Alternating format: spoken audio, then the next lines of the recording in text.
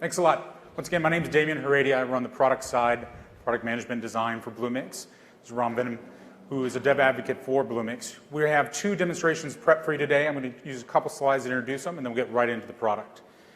The first is when we started with Bluemix, we had actually designed, and started developing all three deployment options of Bluemix. Platform or service delivered in the shared public cloud, a cloned version just for you we call dedicated, so you can have isolation from network storage to the compute, and then a local version, as Steve put it, which is cloud comes to you, where we deliver the Bluemix experience of cloud, but on your infrastructure behind your firewall. Now, to do that, we had several decisions to make, because what everyone loves about Bluemix is how easy it is to get going, the experience in cloud, the enterprise grade capabilities, the ability that it's always updated with the latest Cloud Foundry versions and build packs and service APIs, but people wanted certain services behind the firewall as well to do a true hybrid experience. So we had to do some innovation around that, and what we came up with is what we brand Relay. It's our ability to connect to that system for monitoring system upgrades and pushing updates to you to choose when they should be deployed. It's our way of metering and monitoring the system and understanding the development activities to build one application, but across public, dedicated, and local. So what I'll do today is show you the operations side, the admin console side of Bluemix Local, which is a way for you to get governance and insight and transparency into what's running on your infrastructure, but in a sense of being deployed as one hybrid cloud experience. So let me jump over to the machine over here. If we could turn over to the laptop, there we go.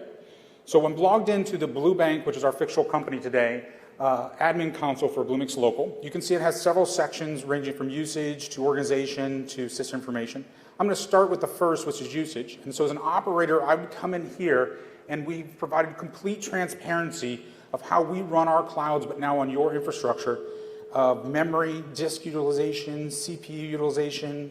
You can scroll down for network usage, response times. All this is available to your admins and operators within your IT department. Now, if I come back and included in that is our ability to manage users and the quotas that they're using, what capacity and how much gigabytes of memory they're consuming, and you can move that capacity around to different organizations based on your needs. These are all part of the administrative side of things of Bluemix Local. So we have that capability. We've also, one of the big things we had to innovate around is how to push updates. You know, for public and dedicated, they're on our data centers. We update them constantly with the latest versions of the software, both from us and open source packages that we're running for you. But on Bluemix Local, we needed a different way to engage the company and the enterprise to be able to deliver updates when they wanted it in a time frame that was consistent with their policies. So you can see here at the top, I can go in and look at updates that we've pushed as IBM through the relay down to the Bluemix Local environment, and that are scheduled to be updated at the time the company has decided. In fact, here's a new one that's ready that is an update for a Node.js build pack. So we update that as new technologies come out. We've pushed it to Bluemix Local. Now it's available to the admin to schedule a particular date range, or you can actually set unavailability dates. So here's a blackout period. Now, obviously with the holiday season coming up, I could say that I want to block out the entire week of Thanksgiving, including Black Friday and the Sunday, Monday before. What you can do is set this range is where the update cannot be applied. Then I can scroll down and submit those dates. You can also approve the update, and then it will be scheduled to be applied when it's not blacked out. You can look at the history, so you can see everything that is from an audit trails perspective that's been applied to this system as administrator, and see exactly what happened when. You can test them in your test environments first and then roll them to production. If we go back out to the front of the console screen, the last thing we innovated around is catalog management. As you saw Steve scroll through the catalog, there are over 100 services available in Bluemix. Those are API, discrete atomic services, ranging from runtimes to Watson API services with cognitive intelligence, to mobile, to DevOps, web, integration, data, etc.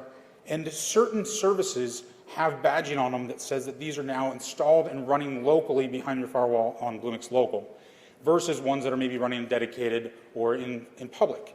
Now, what you can do with this admin console is you can manipulate which ones are shown to your developers. So you can choose which products are shown to them, also which service plans. And you can see disabled ones because they're grayed out. So for purposes, we've disabled Hadoop, which would not show to your developers. But if I click on, let's say, IBM DB2 for cloud, I can see that there's quite a few plans available for developers to use, but I made to choose that the most expensive plan, the largest production plan, is only enabled for a particular group. Let's just choose the Ops Center, so that only a certain group can deploy that high-end DB2 machine. And then you can save that. Oops, excuse me. And then it would manipulate the catalog on the developer side so they only see what you want to roll out. So it's a great experience for a developer to get engaged and really customize that experience for the developer as they build hybrid apps. Now, this is the operator side. I'm going to hand it over to Ram, and we're going to show the development side of things and how you build a hybrid application. So if we can go back to the PowerPoint for a second. We're going to use today an example from a banking FinServe example. The fictitious company, Blue Bank. And this is a very common example where you have a mobile application, in this case, a customer loyalty app that you want to engage your users with that has services in the cloud, mobile push, perhaps a Watson Personality Insights service, things that you want to use from the cloud, but you need to run the data and the runtime behind the firewall. So you run that on Bluemix Local. So it's a true hybrid application, managed as one, deployed as one, developed as one, but there are parts of it that are running behind the firewall versus in the cloud. So Ram, why don't you take us through it? Sure.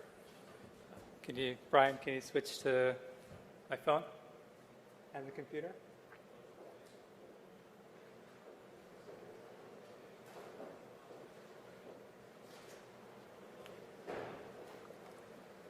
I'm waiting for my phone.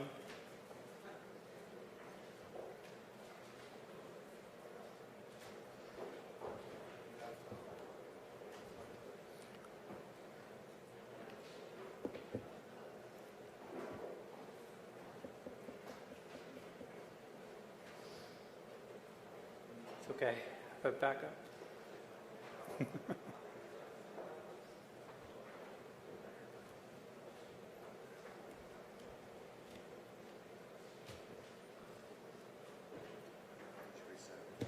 I did. Why don't you just show the console side? Sure.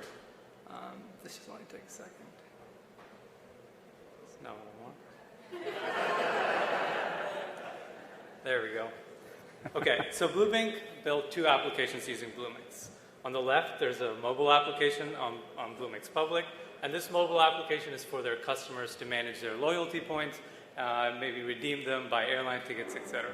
The second application is an internal web application, runs on Bluemix Local. So let's take a look at each of these apps. So jump into my phone here. I'll launch the mobile application. It says I have 42,000 points here, but 10,000 of my points have already expired. Well, I mean, that's frustrating. So like, I see a place where I can share some feedback. So let's do that.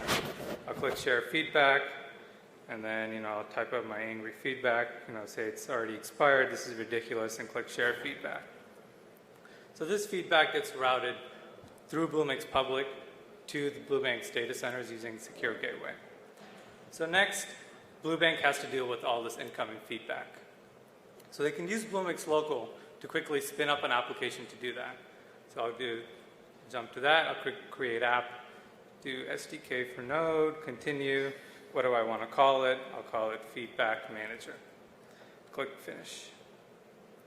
So Bluemix is creating a Node.js container inside the Bluebank's firewall that's going to have my Node.js application. While it's doing that, let's look at the catalog and start consuming some of these services. Notice that some of these services have a little badge on the top. That indicates that this is a locally hosted service. Others are syndicated to me through the public catalog. I see a bunch of Watson APIs here, like this one says language translation, so I'll grab that service. because I'll need to translate any feedback coming in from a different language. Click Use. Next, I'll need to connect to Bluebank's existing systems. So in this case, they had a business rules service that can recommend the number of points to award an angry or disgruntled customer. In this case, what I did, I used Bluemix's API management to create a new REST custom API and expose that service to Bluemix as a custom API. So it's shown here. So I'll grab this as well as a couple of other services. So my final dashboard looks something like this. So here's my Node.js app. I binded the award recommendation service, language translation, tone analyzer, as well as personality insights. So next, I can just download the starter code and make some changes locally using my favorite editor and just push the code back to Bluemix. For the sake of time, let's jump to a live running application. So here it is. So here's the app that I just created. Along with the feedback, I can also see all the customers' like net worth, their banking status, and if I refresh, I should see the new feedback that just came in. You'll notice that because this is running inside Bluemix Local, I don't have to worry about any of this data leaving the company firewall. I'm also using the Watson services to translate any feedback, as well as categorize it, analyze that feedback, and categorize it as cheerful, negative, or angry. So without even reading this new feedback, I can tell that I have an angry customer, and I can take action quickly. So I'll click Award. This is calling that custom award recommendation API, and it's coming back. It says award this customer 10,000 points. I can type up a message over here. It says, sorry for your troubles, and click Send. This action takes advantage of the Bluemix mobile push services to send a notification to the customer. So if I jump to my phone, to see I just got a push notification on my phone. So just to summarize, Bluebank created applications that span across local and public. They use the syndicated catalog to consume services, consume public services like Watson, as well as integrate with their existing systems to create a solution that spans the entire environment. Great. Thanks, Ron. So the big takeaway for us is we've delivered what we feel is the most innovative hybrid solution in the market, ability to deliver both from the public dedicated through the local environment for you to run your applications in the cloud. Now, to continue the story, we're going to have one of our customers up, a local NYC customer, come and share their story. So Active Modus and Prashant Bhuyan, who's over here in the corner, come on up and share your story. Appreciate it. Thank you very much. Thanks.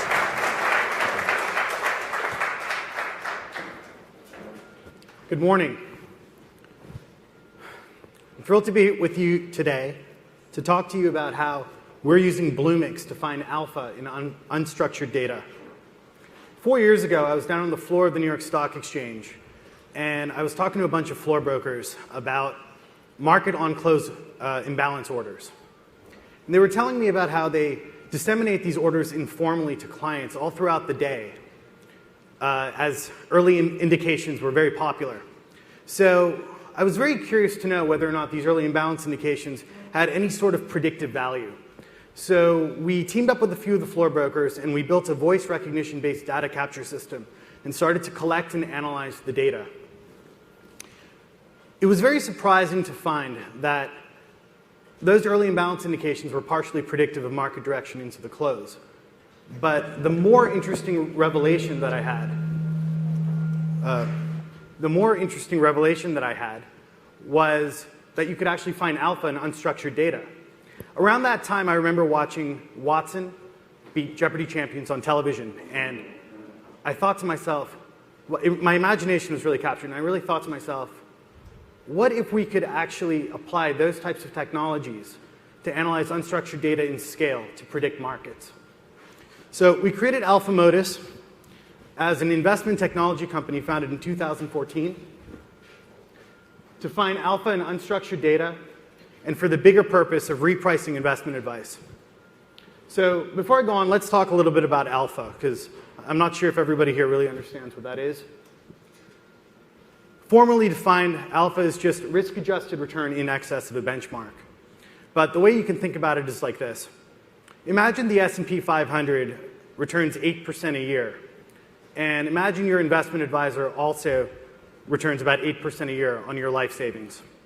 Now imagine 1 year the S&P 500 tanks and is down 50%, but you've still earned 8% that year from your investment advisor. He'd probably be like your best friend, right? I mean, you would be happy to pay him fees because he was insulating your investment from market volatility. All investors want to compound returns and be insulated from market volatility.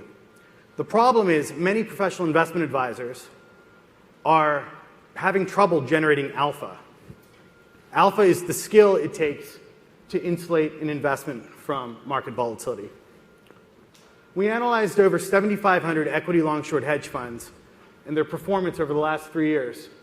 And we found that not only did they underperform the benchmark S&P 500, but they actually produced a negative alpha and returns that were highly correlated to the benchmark in the broader market. In other words, they were charging and collecting fees from investors that were disproportionate to the amount of alpha they were generating. We believe that investors should only pay for alpha and nothing else. So why is generating alpha so difficult for many of these professional fund managers? IBM's famous quote, "Every day we create 2.5 quintillion bytes of data, so much that 90% of the data in the world has been created in the last 2 years alone."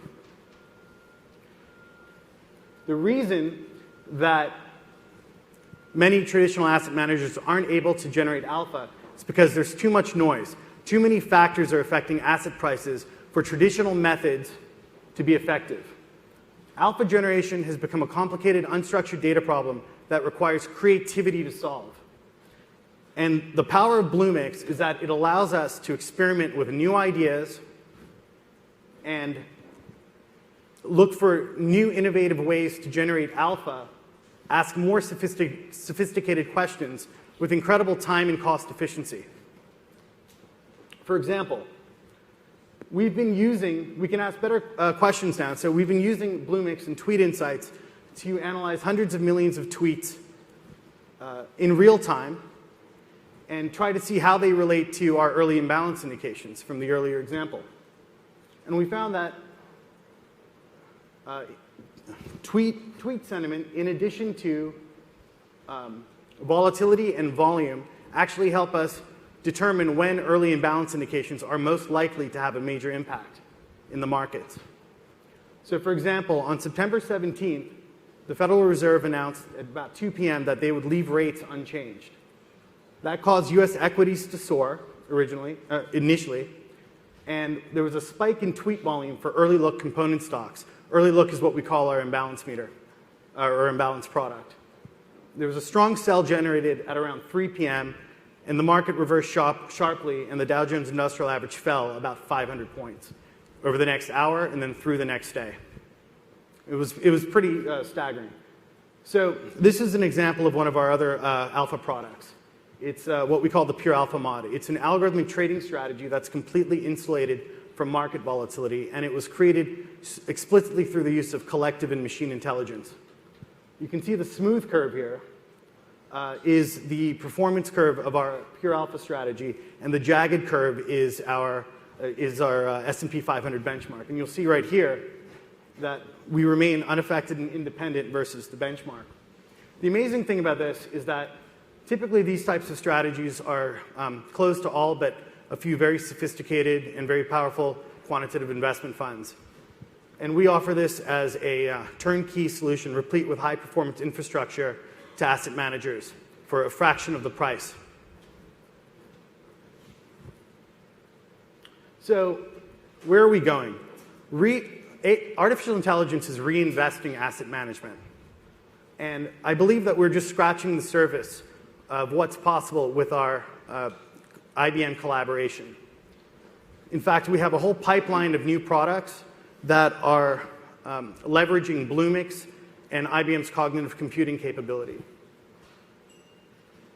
In fact, just yesterday, we had a A lot of developers turn out in New York City to help us hack alpha, to try to find answers and solutions to complicated unstructured data problems that we think could lead to alpha generation. And this is us with some of the winners. They won these very cool drones. They use APIs such as personality insights, concept expansion, tweet insights, and geocoding to come up with some pretty amazing prototypes, given that it was a one-day hackathon. We plan to do many more of these into the future. Oh, let me just go back real quick. So asset management is evolving, and the key insight is that the data revolution isn't really about data. It's about intelligence. And we intend to leverage Bluemix in our collaboration with IBM as much as possible to make a dent in the $102 trillion asset management industry. And before I leave the stage, I'd like to give a shout out to Bruce Weed and the New York team that has been instrumental in helping us get some of these prototypes and products to market. So thank you, Bruce. And I'd like to introduce Rachel, who is the CTO of Bluemix Garage. Thank you.